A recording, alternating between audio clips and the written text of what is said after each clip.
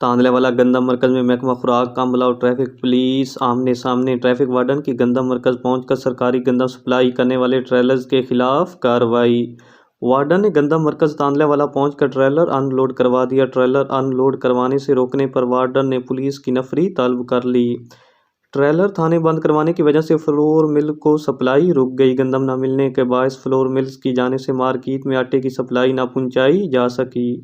Traffic warden के मुताबिक trailer driver को रुकने का इशारा किया, ना रुकने पर कार्रवाई अमल में लाई गई। महकमा खुराक के मुताबिक ट्रैफिक वार्डन ने बदतमीजी की और कार्य सरकार में मुदाखलत की।